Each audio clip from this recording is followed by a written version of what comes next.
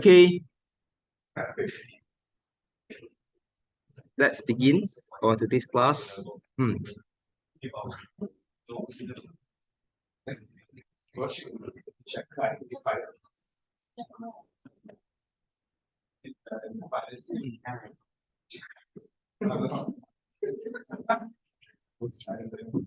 Okay, let's begin on today's class. Today we look into tutorial 9, the continuous version of the monetary policy that we learned in the previous class. But today we are focusing on the applications. That means we're focusing on the policies itself to see how it helps in tackling some of the macro issues like inflationary gap and deflationary gap. So therefore, today we look into the policies and we see how we are going to write the analysis later on. Okay, so in the previous class, we had already learned that when we talk about monetary policy, is a demand side policy in which it is used to influence the aggregate demand with the use of money supply, interest rate, okay, and exchange rate. But as far as the syllabus is concerned at this moment, you only look into the first two, money supply and interest rate. Okay, so therefore, monetary policy is a demand side policy.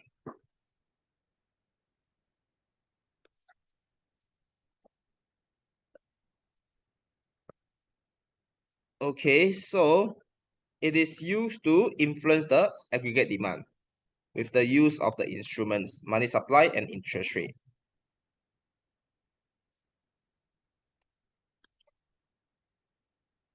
Okay, so now we are going to look into the policies here. Okay, so when we talk about monetary policy, okay, we have expansionary and contractionary. So when I say expansionary, okay, it is also called as loosening. Okay, so the expansionary monetary policy, the intention is to increase the aggregate demand. Okay, is to increase the aggregate demand, to boost the economy, to create jobs, okay, to provide income to people, to allow people to have more money to spend, for instance. So therefore, how they are going to do with the instruments? So for example, the government will increase the money supply, okay, and reduce the interest rate. So how they increase the money supply again? They will use the open market operations. Okay, so remember in the previous class, we have learned that one way for them to increase money supply, apart from printing the money directly, is that, okay, central bank and the banks can buy and sell the bonds. Okay, so like for instance, okay, if let's say central bank buy the bonds, buy bonds from banks and they will give them money. So therefore, banks will have more money, okay, in their financial institutions so that they'll be able to lend it out to people. So that's one way for them to be able to increase the money supply. Okay, so that's one thing. Okay, so this is what we call as the open market operations that we learned in the previous class. Okay, so another way is to reduce the interest rate. And later on, we are going to talk about the reduction in interest rate in influencing the asset demand for money. Okay, but at least now you know that these are the two instruments in which the money supply has to increase, the interest rate has to go down. Okay, so that's for expansionary monetary policy. So usually this policy is being used when, let's say, the economy is in recession. The country is not doing good. People are pessimistic with the future, and people do not want to spend. So therefore, what happens is expansionary monetary policy will be implemented. Okay, usually is to solve the deflationary gap. Okay, or the recessionary gap. Okay, so therefore, government wants people to spend. On the other hand, we have contractionary monetary policy. So when we talk about contractionary, we call it as tightening monetary policy as well, okay, in which our purpose is to reduce the aggregate demand. Like for example, the country is over booming, the country people are actually spending like crazy. You want to control the inflation. Okay, so this is where you need to use contractionary monetary policy. You want to slow down the economy. So again, we have a two instrument, money supply and interest rate. So in this scenario, we will reduce the money supply because we want to reduce those consumption, investments, and so on. So therefore, we will reduce the money supply. So how central bank reduce the money supply? So very simple. We have central bank and we have banks.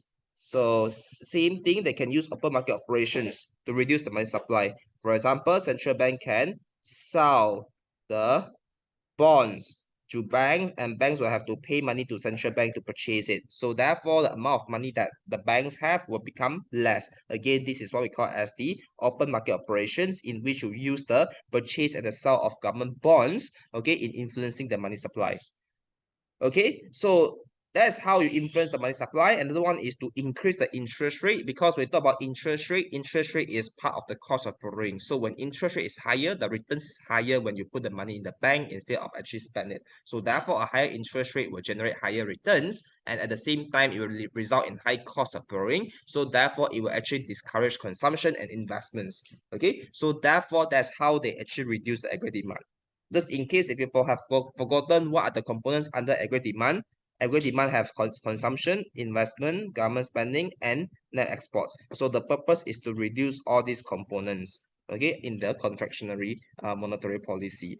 On the other hand, just now when we say increase aggregate demand, that means I would like all the components over here to actually increase. Okay, so what is important is the instrument that I want you to focus on. One is to increase money supply and reduce interest rate, and the one is to reduce money supply and increase interest rate. And of course, later on when we explain the transmission process, when we want to explain, when put into all this into analysis, we have to link it to the asset demand for money. Okay, so therefore, I have prepared this cheat sheet over here. This is something I'm going to use. Okay, so first of all, let's look into expansionary first. Okay, so let's say just now we talk about expansionary. Okay, what happened is we will increase the money supply. So I'm going to show this on the graph. Okay, so therefore, this is the graph that we're going to look into now. Okay, so if let's say we look into expansionary monetary policy. Okay, so on my y-axis is the interest rate, and on my x-axis is real money, quantity of real money, and we have money demand and we have money supply. Initially, it intersects over here, okay, at point A. Okay, now what happened is like when expansionary monetary policy is being implemented, the central bank increased the money supply through the open market operations. So therefore, the money supply curve shift rightwards to point B over here. So therefore, at point B, money supply is way larger than money demand. So therefore, we call it as a surplus, right? So therefore, it will result in lower interest rate at point C. Now, what's your focus then? Your focus is to show the movement along the money demand curve. Why is that from point A to point C? So this is where you bring in the asset demand for money. So let's have a look into this table. Assuming the country is having recession, so therefore expansionary monetary policy has to be implemented, and usually the central bank will increase the money supply in the economy by buying securities, because when they buy securities, they'll have to pay the banks money. So therefore, the money in the banks will increase. So this shift the money supply curve rightwards, causing the surplus. So money supply more than money demand is what we call as the surplus, and the surplus will result in the fall in the interest rate. So when the new interest rate fall, okay, so if we look into the market for bonds, do you prefer the new bonds or old bonds? Of course, you will prefer the old bonds, because if you buy the new bonds offer you a low interest rate, which is not decent. So you like the old one. So therefore, the opportunity cost of holding bonds, the bonds here referring old bonds, the existing bonds that we have, the opportunity cost of holding bonds will fall. Yeah. So why? Because it's more attractive for you to hold the old bonds. So the demand for old bonds will increase, and the bond prices for the old one will also increase because a lot of people demanding for it. So therefore, okay, you may want to take advantage of this opportunity, and you will want to have more speculative demand for money. So the quantity demanded for money will increase, as shown by the downward movement along the straight line for money demand curve. When it goes down, when interest rate is lower, money demand increase, quantity of the money demanded increases. That means what? That means you actually want to have more money on your hand, want to have more cash.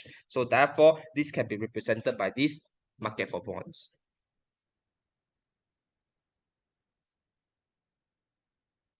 Okay, so that's the first scenario. Let's have a look into second scenario, in which we call as the contractionary monetary policy. Okay, so when we talk about contractionary, we say that we will reduce money supply. Okay, so therefore this is the second graph that we look into. So in the case of contractionary monetary policies, right? Okay, what happened is initially you're at this point A, okay, point A over here.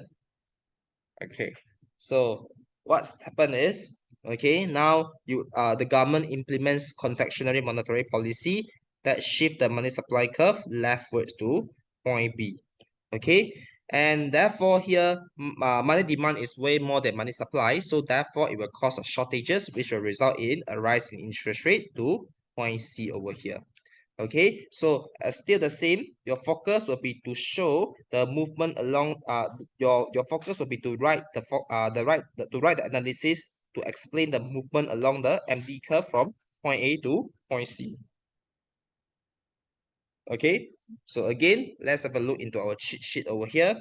Assuming the country is having inflationary gap, so therefore, contractionary monetary policy is being implemented. And how the central bank reduce the money supply in the economy? They sell the bonds, they sell the securities, because when they sell the new securities, the banks will have to cash out the money to pay for all these securities. So the amount of money that the banks have will become less. Okay, so the money supply will shift leftwards, causing the money supply to be less as compared to money demand, and we call it as the shortages of money. Okay, so therefore, it will cause interest rate to rise. So when the new interest rate to rise, what happened to the bonds market? So you will prefer to buy the new bonds. So the opportunity cost of holding the old bonds will start to rise because it's not worth anymore. Okay, so demand for the old bonds will fall, the bond prices for the old one will fall, and therefore you will not actually need so much of money to take advantage of any of the investment opportunities anymore.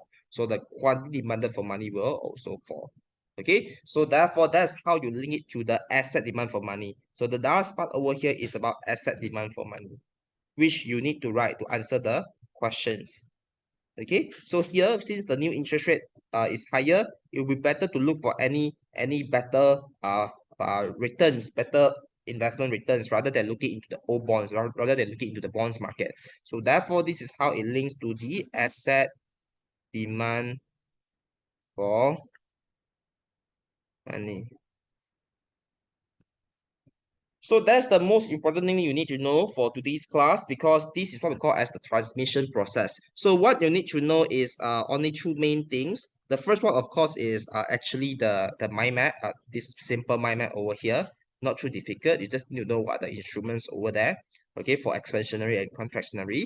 What you need to know is the graph. The graph is important, and also the transmission process. Today's class is super duper important, and you are going to use it for your write-ups in your exam. So that's the things that I want to cover for this tutorial itself. Okay, now we can move on to the practice of questions.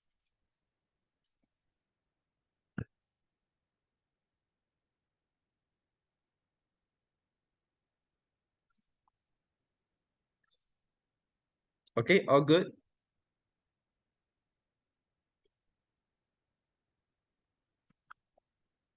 Okay, let's have a look into question number one. What is monetary policy? and outline one monetary policy tool that was mentioned in the lecture notes.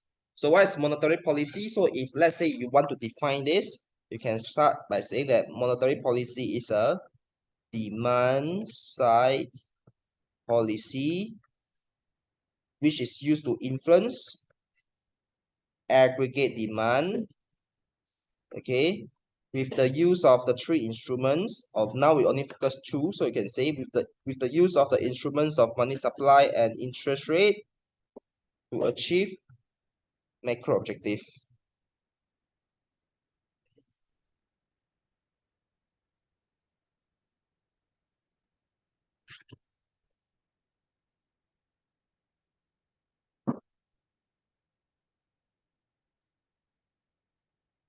Okay, next one, explain how tight monetary policy and easy monetary policy affects money supply and interest rate using the market for money, or we call as money market diagram. Describe the process in which the money market arrive at new equilibrium. When I say describe the process, this is what I call the transmission process. So the answers of question number 2 is the cheat sheet that we referred to just now.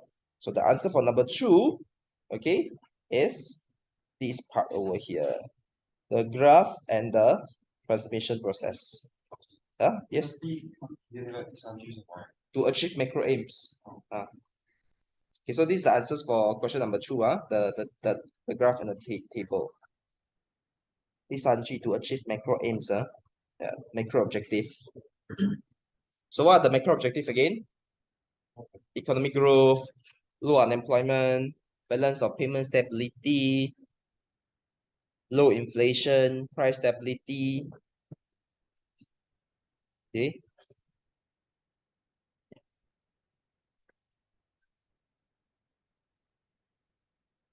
Okay, now let's have a look into question number 3. Household brace for first rise in borrowing costs in more than 5 years. Okay, so therefore here we say that there's a rise in borrowing costs. So agak we know what is happening already, right? So you see, as I say, interest rate, okay, we can see from two different perspectives. One is from investment perspective, in which it represents a return to us. A high interest rate means a high returns for us. On the other hand, we see interest rate as from the perspective of the borrowing, the cost of borrowing, right? So a high interest rate means that a high cost of borrowing for us. Okay, so therefore, when we see this title, we say that there is a first rise in the borrowing cost. So roughly, you know that this is about, okay, a rise in interest rate. Okay, a rise in interest rate. So therefore, when we say a rise in interest rate, by the way, for interest rate, you can write I like this, or you can put it as up to you. Like for the if you are taking finance and econs, because sometimes we'll use these two different terms. Sometimes you can write as R, sometimes you can write as I, up to you. But as long as you know that refers to interest rate, that'd be good enough. Basically, these two terms we are referring to interest rate. Okay, so therefore you can say that this is linked to contractionary monetary policy. Okay, so you can read through the passage over here. Okay, you can roughly read through that. So basically, you can say that the bank's governor says that the rates would rise earlier than expected. Okay, and will take time to feed through to prices of loan and saving. That means later on, once they increase the interest rate, soon it will affect the cost of loans and the savings. Okay, so you know it's part of the contractionary here. Okay, let's have a look into the questions here. A, use a money market diagram. So when you see the questions on money market diagram, that means you are going to draw the money market graph that we learned, interest rate and the quantity of money demand. Okay, to explain how the Bank of England used an open market operations OMO to implement a tight monetary policy. Okay, contractionary, yeah? Tight means contractionary.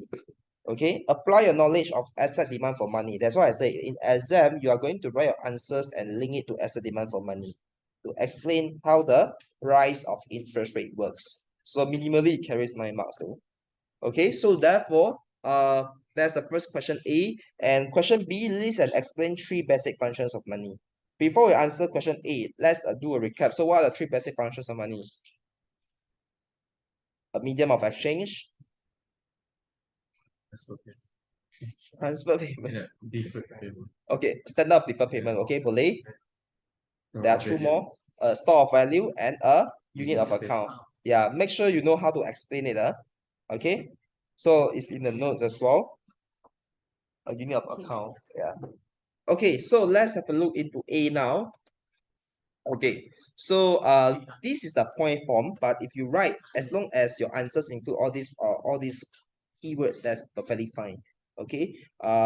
So first of all, let's talk about the graph first. Make sure you know how to draw it. So on my y-axis is the interest rate. Okay, and on my x-axis is the real money, or I usually write as quantity of real money.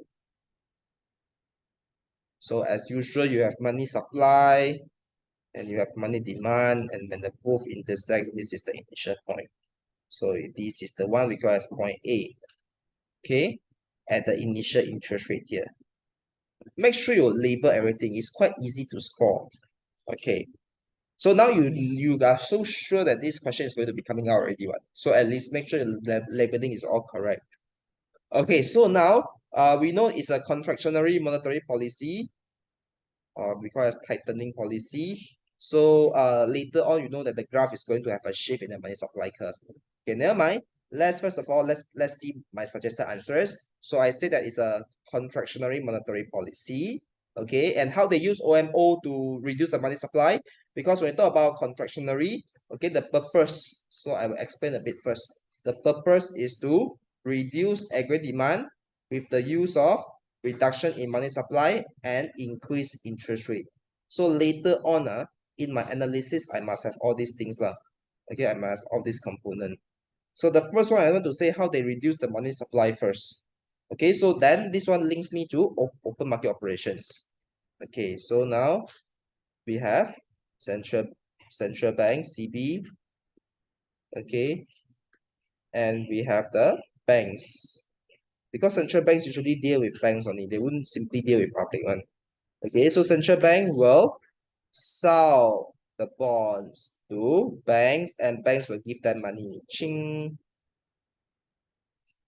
Okay, so therefore, banks will have less reserve in their banks. Okay, so this is how they reduce the money supply. Okay, so now therefore, once banks give the money out, what happen is the banks will have less money supply, less availability of loans. Okay, they cannot lend out too much already. This one now you can link it a bit to this one that we learned in the previous class. Remember we learned it uh, here, this one. You can say that excess reserve will fall, therefore lending will fall, credit creation will fall, money supply will fall. Put that into one sentence. Okay, remember this week, this one that we learned last week. Okay, so therefore, same thing lah. So I can put that into a sentence here. So you see, now banks will give the money to central bank already. Okay, so therefore, they will have less reserve, less deposits. So therefore, lending will fall. Okay, credit creation will fall. Okay, so therefore, that's how they reduce the money supply. Okay, so done already lor. So now I show on the graph lah. Okay, I show the graph from point A move to point B. Money supply shift leftwards.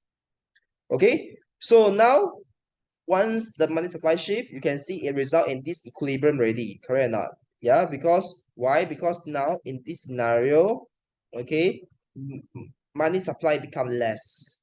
Money supply is at point B. Money demand is at point A. So what is this situation? It's a shortages. Okay, because money supply is less than money demand. That's shortage. Okay, so shortage will push up the interest rate from R0 to R1. Now you see here they use R. If you want to use I, up to you. Sometimes I use it interchangeably. Okay, so therefore, okay, interest rate go up. Okay, so resulting in the new equilibrium at point C over here. Okay, point C here. So now what's your focus? Your focus is to explain the transmission process on how the rise in interest rate influence the asset demand for money, which is the green color one that I show on my graph. Okay, why I want to talk about asset demand of money? Because the question asking me to do so. Okay, so therefore you must link it back to asset demand for money. So you must say a higher interest rate. Okay, that means what? That means it's more attractive for you to buy the new bonds, new assets. Okay, so therefore there will be higher opportunity cost of holding the old bonds. Remember the bonds here they refer to is the old bonds, the previous bonds. Okay, that follow the previous interest rate. So therefore, the demand for old bonds will fall, the bond price for old bonds will fall, and therefore you do not need so much of speculative demand for money to buy all these assets anymore. So the asset demand for money will fall, right? So therefore, this can be represented by the movement along the MD curve, okay, which it goes up already, right? So that means that people demand less of the money at this moment. So less quantity demand of money over here. So make sure you know how you use the higher interest rate to link it to the asset demand for money. Now, of course, you could have other explanations for this one. Let's say you don't really want to link it to money market. You don't want to link it to bonds market. Sorry, not money market. You don't want to link it to bonds market. You want to use your other explanations also can. But as long as you are able to say a higher interest rate result in lower asset demand for money, then that's correct already. Okay, some students might say, oh, higher interest rate, so therefore it's more worthwhile to save the money in the bank, so therefore they will not demand so much of money anymore on their hand, so therefore they put it into the banks, so therefore there will be less quantity demanded for money. Can also acceptable. Okay, so it's not always to link it to the bonds market. It's only easy to see this relationship with the reference to the bonds market. But of course, you may have your own explanations. Like just now, higher interest rate, that means higher returns from savings, so therefore you demand less of the money. You want to save your money in the banks, in the saving account, in the depository institutions. Okay, so these are things that you must write in your answers.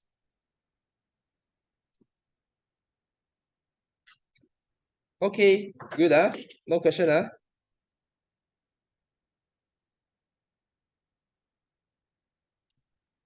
Okay, next one. IMF says that UK should defer spending cuts if the growth disappoints. So maybe they are saying that now the government already want to cut the spending already, but they say wait first, okay? We should defer about the spending first, spending cuts first. Why? Because maybe the growth is still not very good. So therefore, now they are saying that UK should defer spending cuts, delay the spending cuts, because it seems like the country is still not on the right track. Okay, so you can read the passage quickly. Okay, you can say that the last paragraph here, the IMF say that a first line of defense against weaker growth would be for the Bank of England to loosen the monetary policy. They want to loosen it. Okay, and for the government to allow total unemployment benefit payments to rise if joblessness increase. So that means the country is still not doing good. Okay, growth is disappointing. So if the Bank of England is to loosen the monetary policy, okay, following the IMF suggestion, what will be the effect on the UK's economy? So again, we are referring to the money market. But what is interesting in this question is that support your answers with relevant ADS diagram. So that means later on, I want to draw my money market and then connect it to ADS as well. So how many graphs do I have here? I have two graphs actually, because I need to draw my money market at the same time I want to draw ADS. Okay, so therefore, this one, okay, we are going to look into this scenario. Okay, so this one is loosen. Loosen means expansionary, Okay, so I put it in the table, easier for you to revise, but when you write, you put it into your sentences, into paragraph. Okay, so first of all, let me introduce this graph first. Okay, so uh, the first graph here is money market. Okay, the bottom one here is ADS, but you have the third graph over here. Now, for those who are taking finance and econs, you are going to come across this in your intermediate macro again. This is an investment saving curve, IS curve lah, because it's IS curve. But here we just call it as an investment curve. For simplicity, we call it as investment curve. Now, how do you understand the curve next time when you feel that, wow, so many graphs to understand? Always see the y-axis and the x-axis first. Y-axis is interest rate and x-axis is investment. So what I'm looking into? I'm looking into the relationship between the interest rate and investments. How is that interest rate will have an impact on investments, right? So therefore, now we can see all this together already. Okay, so first of all, money market, we have interest rate and the quantity of real money, and initially it's at point A over here. Okay, so at point A, we have at this interest rate and at this quantity amount of money. And I have to connect it together to link it to the uh, ADS curve as well. So you see, this is expansionary monetary policy, right? So that means we assume the country starting with a deflationary gap or recessionary gap. So at point A over here, at this outputs, at this price. So you can see there's a triangle over there, right? That's what we call as the output gap. Okay, so now at this interest rate, these are the amount of investment as well. Okay, you see it's all connected. So at the current interest rate, this is the amount of money. Okay, at this current interest rate, this is the amount of investment, and this is the amount of outputs. All that I highlight yellow is the initial one. Okay, so now we say that this is expansionary monetary policy. So the purpose is to increase the aggregate demand. By how? By increase the money supply and to reduce the interest rate. Okay, so therefore, the first thing later I'm going to talk about is how they increase money supply. So the central bank, okay, and the banks over here, we will look into open market operation. Central bank will give them money and banks will actually give them the bonds. Okay, so central bank will buy bonds from the banks. Okay, so therefore that's how they increase the money supply. So therefore more money for the banks to lend it out to people. Lending will increase. Okay, so therefore I put it into the table over here. Central bank purchase the bonds. Okay, so now therefore money supply increase. So this one I can draw on the graph already. Okay, so therefore now money supply shift rightwards, okay, to point B here. Okay, to point B here. Okay, but at point B over here, what happened is we know that this is disequilibrium already. Why? Because at this part over here, you can see that money surplus is where more than money demand. We call it as a surplus. Surplus will cause the interest rate to fall. Okay, so interest rate will fall to point C over here. At the lower interest rate, at this amount of money that's being demanded.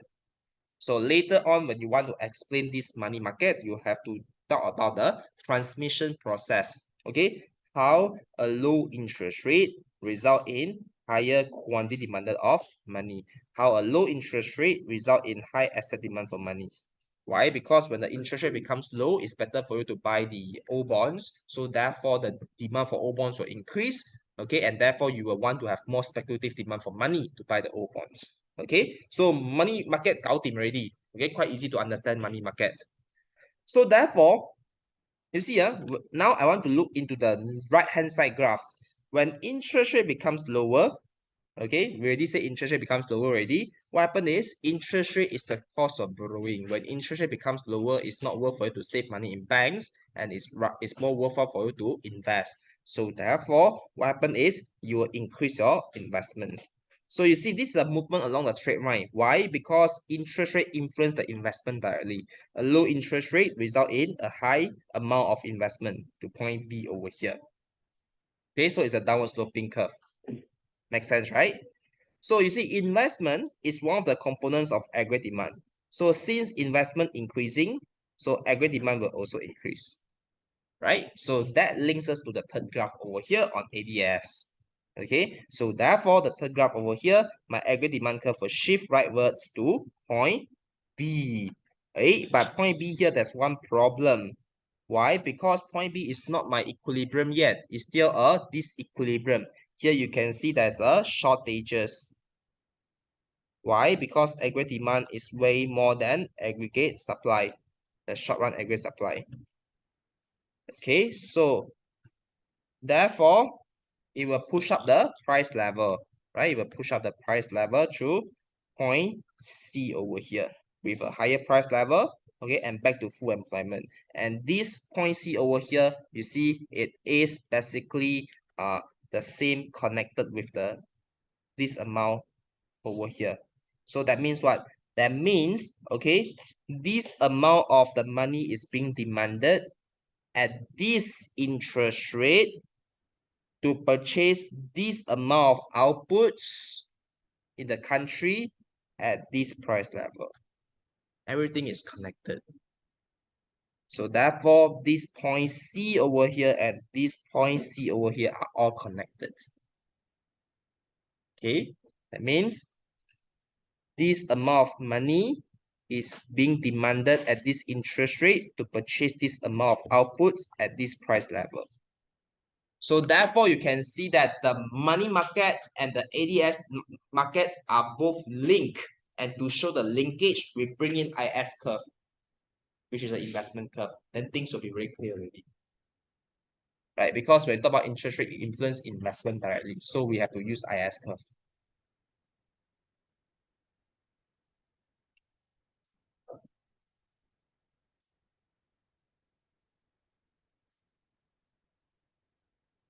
Oh, 真的希望可以加入 intermediate macro.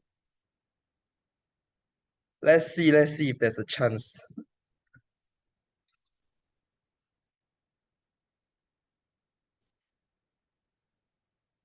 Okay, good. So therefore, I have put that into table as well, the explanation of money market and explanation of ADS. If you really kiasu, if you do not know whether you need to draw both or not, you can draw these two only lah, the money market and the ADS. But based on what I have seen, okay, when she asks about when the question is asking about ADS only, then you just focus on ADS. Unless they say both. Here they didn't say money market, so therefore that's why you don't have to link it to both. But supposedly you should one. This is a combined questions. You cannot just draw ADS. Yeah, but it's okay. That what she changed her questions. Okay, so I put the explanations over here. You can read through it yourself. Okay, now in exam, after you answer that questions, okay, now you will see these additional questions. Evaluate the subsequent impacts. Okay, impacts of the monetary policy above on money demand. They want you to comment on money demand. So that's why although the questions may be a bit weird, but you still focus on what she say. Okay, money demand. Okay, so therefore, what policy we have been using? Expansionary. Okay, because just now we talked about expansionary here. Loosening. Okay, so therefore, now I want to say how expansionary monetary policy have an impact on money demand. Usually we don't really ask questions in this way, but it's okay. Let's just assume we focus on what she asked. Okay, so just now we said expansionary monetary policy. Okay, now we must think a bit first. Okay, expansionary monetary policy increase aggregate demand. Okay, so with the use of increased money supply and lower interest rate. Okay, so basically people will have more money to spend. So therefore, okay, to some extent, it will result in a shift of the money demand curve, a rightward shift of money demand curve. Okay, because why? Because expansionary monetary policy is to boost the economy. Okay, see this one is to boost the economy, to boost the employment, to boost the income and so on. Okay, like for example, country not doing good, of course you need to use expansionary. Okay, so now let's have a look into the answers. Okay, so you can say what happened is when you boost the economy already, there's an increase in real GDP, okay, and the higher price level. Fair enough, because when we see back the questions, when you see back this ADS, that's why you have to see it in the bigger picture so that things are clearer. So do you realize that in ADS market, okay, our price level becomes higher and the output becomes more as well. Now at point C, your price and the outputs are higher, right? Okay, that's a keywords already. Okay, increase in real GDP, one thing, and higher price level, second thing. Okay, so therefore usually this will be associated with stronger spending confidence, stronger consumption. Consumption will increase also. Okay, so therefore this will increase the volume of expenditure. People will spend more.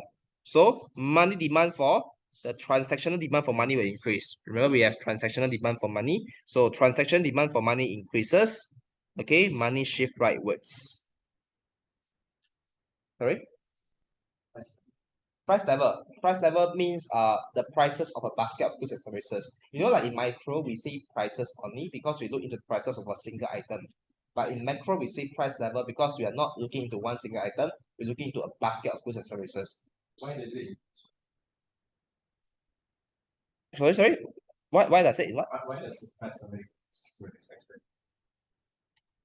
Oh, because you have to use more money to pay for the goods and services, what things become more expensive already. Volume of expenditure means that the amount of money that you spend on goods and services. So things become more expensive already. You have to demand more money to pay for all your expenditures. So the amount of the expenditures, the volume of expenditures have increased. Yeah. This one links to the previous class. You look for these notes and then you look for these determinants of money demand. This part over here. Yeah, this table, the real price level over here, and the real GDP. Yeah. So real GDP and price level. So since the output becomes small, okay, and the price level becomes higher, so people will spend more. So that's why we say volume of expenditure increase. Okay, so therefore, money demand curve shift rightwards. Okay, make sure you know how to draw the graph. Okay, so very quickly, let me draw the graph here as well.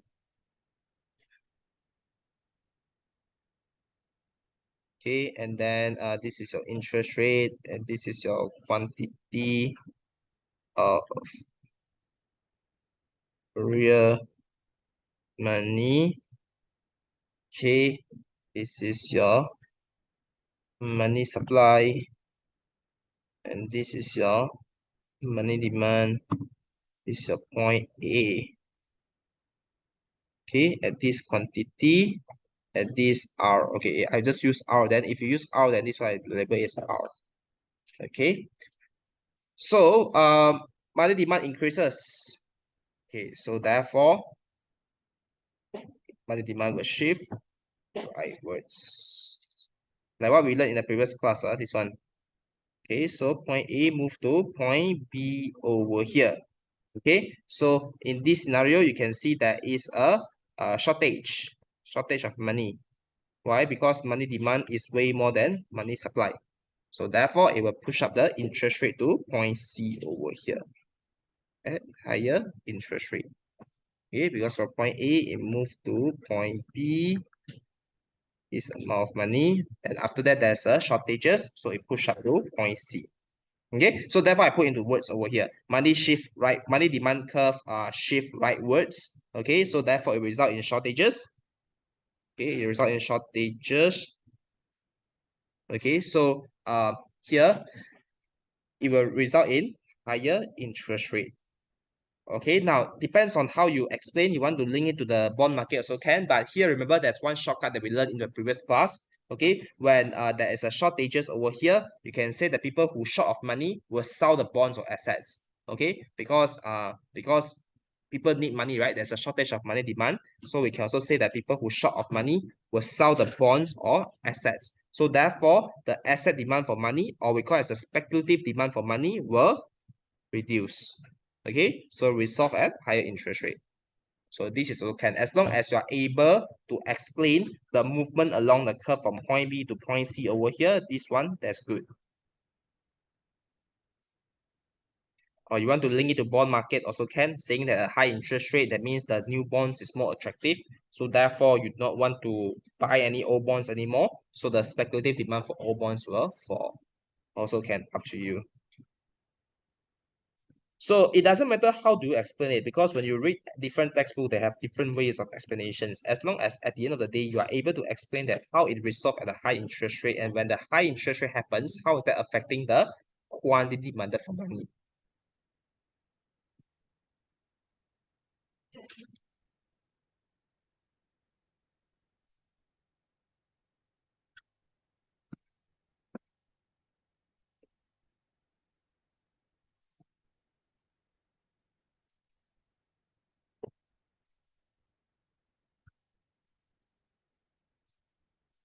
Okay, now move on to next question.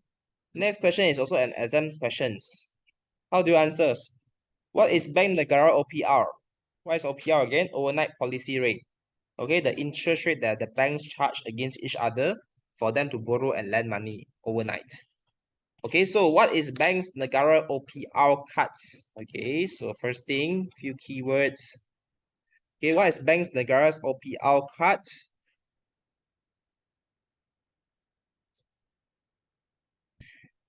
And its impact on Malaysians. Impact on Malaysians. What are the effects on employment, economic growth, and inflation? You have to answer these three things. Hey, this is the questions that will come across in section 8. Yeah. So therefore, you need to think a bit. Okay. So first one, you talk about what is OPR. You say it's the interest rate at which banks in Malaysia can borrow and lend to each other overnight. For example, bank A runs out of run out of cash, so they want to borrow from bank B. Okay, so when they get the money from bank B, they follow the OPR rate. And who imposed this OPR rate? From central bank. Okay, so this is why every time when the central bank say the change in OPR, it affects the banks first. And when the banks have a rise in the cost of borrowing between each other, then they will pass the rising cost to us as the consumers. So this is why at the end of the day, we will be affected as well. Okay, because it affects the banks first and then followed by us. Okay, so therefore, when we say OPR cuts, that means they cut the interest rate. Okay, the OPR cuts refers to a reduction in this interest rate by Bank Negara Malaysia. Okay, Bank Negara Malaysia is our central bank. Okay, so now let's have a look into the answers here. Now, when Bank Negara Malaysia cuts OPR, the purpose is to stimulate the economic activity by encouraging banks to lend more money to businesses and individuals, because now borrowing will become cheaper. So if any bank lacks of money, they can easily borrow from other banks at a low cost. Okay, so this will result in higher aggregate demand, right? So it will result in higher spending, higher investments, higher economic growth, and so on. Okay. So let's talk about how it affects different people. Okay. So definitely it will achieve economic growth. So we answer one part here already, economic growth. Okay.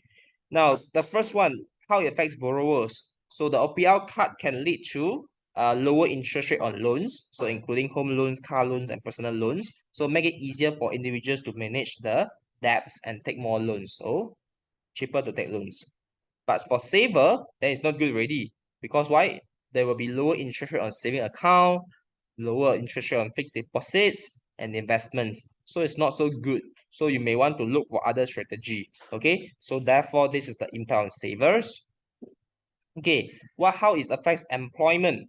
Okay. So you see, when OPL cuts, it will boost the economy. So therefore, it will create more job opportunities. So people will expand the business, their operations, create more jobs. Okay. What about inflation? Okay, inflation is not so sure already. Why? Because first of all, lower interest rate can lead to increased borrowing and spending. Yep, which can lead to higher prices. That means higher inflation. Okay, but if let's say they do this when the country is in recession, then it's a good thing. What? So if economic growth remains modest, that means let's say they really need help with this expansionary policy. So therefore, inflation may not necessarily rise significantly. So this one is less clear cut. That means it depends on the country scenario. Okay, but but but of course, there's a risk that it may result in high inflation. So that's the answer for this question. 10 marks though, this one.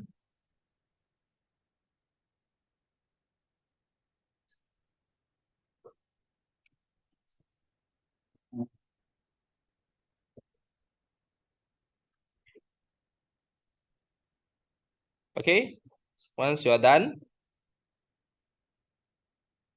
actually don't need to write anything also, right? Because I've written everything for you. Okay, let's have a look into some additional questions. Okay, okay, few more questions, few more things we are done. Okay, critically discuss how monetary policy might be used in the time of inflation.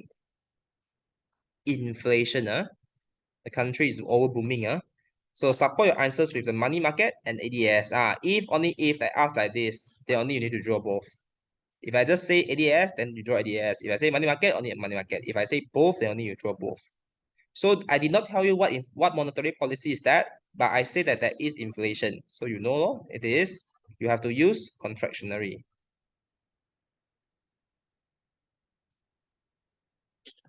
Okay, you have to use contractionary monetary policy.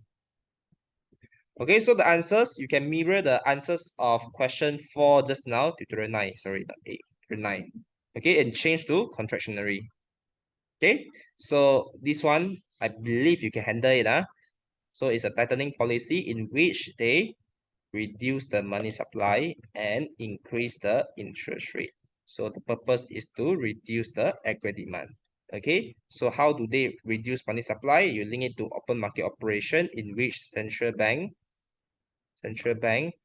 will go and sell, okay, sell the bonds to the banks, okay, and banks will give them money. So now banks will have less money supply and less lending. So make sure you know how to link it to open market operations.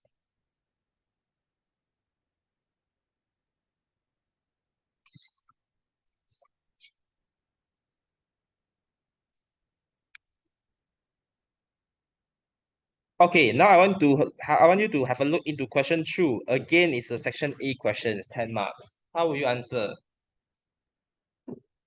The Central Bank of Malaysia has an easy task. If you want to increase real GDP by 300 million, the bank must increase the money supply by that amount. Discuss whether there's any truth in this statement. What do you think?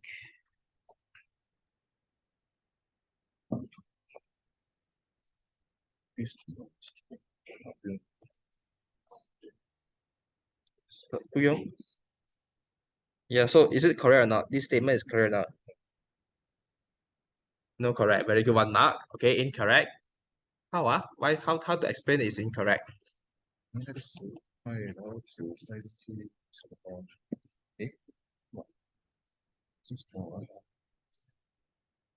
Okay, then might think about it first. Think how will you approach this? I will show you the answers in a while. 10 marks though. If let's say you see how you prepare for finals, you see she always come out this kind of random question.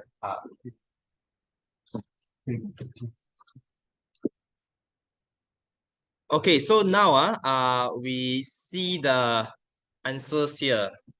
Okay, so of course we know it is incorrect. Okay, so what you can write, increase in money supply does not affect the real GDP directly. And it's not certainly dollar by dollar. You know, like I'm not saying that, okay, today you increase $1, that means you get $1 increase of the real GDP. It does not work that way. Okay, and first of all, you have to worry that it will result in inflation first, actually. If I were you, I would write about inflation first. Because you simply just increase the money supply, what? So there's a risk of inflation. This is not the right way for you to achieve the rise in real GDP. Okay, because when you give the money supply to people, because it's not always the case where people will increase will use that to increase the outputs, right? So therefore there is a big risk of inflation. Okay, so because there could be a situation in which you give the people to money already, people spend it and they don't really the producers do not increase the outputs and ends up, right? Okay, the outputs are still limited. So for example, let's say we look into bottles, there's only one bottle. Now you give people more money supply, so there are more people demanding for this bottle, which will cause the price of this bottle to go up. Risk of inflation, that's something you're going to look into in the upcoming class. Okay, now, and then you can say an increase in money supply increase real GDP by lowering interest rate. So the best way is actually to reduce the interest rate, which reduce the cost of borrowing and increase spending. So this is like just now you say how, okay, the better way is lowering interest rate as compared to the money supply. Okay, this one you can mention it as well. You can say when interest rate lower, households will buy, like example, new assets, and firms will buy new machines. So therefore, resulting in more outputs being produced. Okay, which is better way. Okay, and you want to talk about the multiplier effect also can as part of the answers. And you can also say like lower interest rate will also lead to lower foreign exchange rate. So that means that which will reduce the price of exports and raise the price of imports. So this will encourage people to buy our local exports as well. So this point over here links to the concept that we are going to learn in the upcoming classes, which is on exchange rate. So now you lower your interest rate already. So actually, when you lower interest rate, a lot of the hot money will go out from your country already. Because you know there are a lot of there are some flows of money that try to take advantage of high interest rate. But now since you are offering a low interest rate, okay, so therefore those investors who try to take advantage of the high interest rate will go out from our country. Okay, so therefore in this scenario, what happened is there will be too much of supply of our own money actually. So this will actually cause our currency to be depreciated. Okay, so our currency will be depreciated. So when our currency is depreciated, our price of exports will become cheaper to foreigners, but when we want to buy imports, it will be expensive.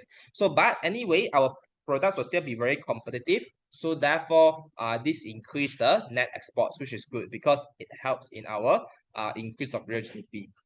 Okay, and also it's very hard to say that today I want 300 billion increase in real GDP. That means I need to increase the money by 300 million because all these things are uncertain.